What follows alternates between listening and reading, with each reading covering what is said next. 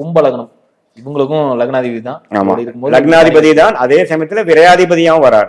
So விரையாதிபதியாவும் வேலை செய்வாருங்கிறது மறந்துடக்கூடாது. விரயத்தை கொடுப்பார், புரியுதுங்களா? அதே கடகத்துல இருந்து 12ஆம் வீட்டுக்கு கனெக்ட் ஆயிட்டாருன்னா லக்னாதிபதி வேலையோட 12ஆம் வீட்டு வேலையை தான் அதிகமா செய்வார்.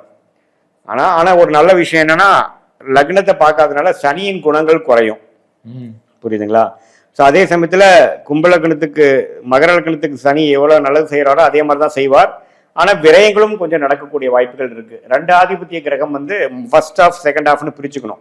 ஃபர்ஸ்ட் ஹாஃப் வந்து அதோட மூலத்திருக்கோண வீட்டோட ஆதிபத்தியத்தை செய்யும். ஸோ மகரம் தான் அதோட மூலத்திருக்கோண வீடு, கும்பம் தான் அதோட மூலத்திருக்கோண வீடு. கும்பத்தோட வேலையை முதல் செஞ்சுட்டு விரையாதிபதி வேலையை கடைசி பண்ணும். ஸோ அதனால முதல் நம்ம ஃபுல்லா ஸ்பீடா போயிட்டு அடுத்த 9 வருஷமும் 9.5 வருஷம் சனியும் ஒன்னும் அதே மாதிரிதான் இருக்குன்னு ஸ்பீடா போனீங்கன்னா, என்னடா முதல் 9 வருஷம் பண்ண பிசினஸ் இப்போ எதுவுமே ஒர்க் அவுட் ஆக மாட்டேங்குது, இப்போ முடிஞ்சு அந்த துறை மாறி இருக்கும், அந்த டொமைன் மாறி இருக்கும். ஆனா அது தெரியாம அதுலயே போய் சம்பாரிச்சது பாதி விற்க வேண்டியதா போயிடும், புரியுதுங்களா? அதனால அது கொஞ்சம் பார்த்து தான் பண்ணணும். ஏன்னா அவர் 12ஆம் வீட்டு அதிபதியாகவும் வர்றதுனால எந்த ஆதிபத்தியம் இப்ப நடக்குதுங்கிறது நம்ம பார்க்கணும்.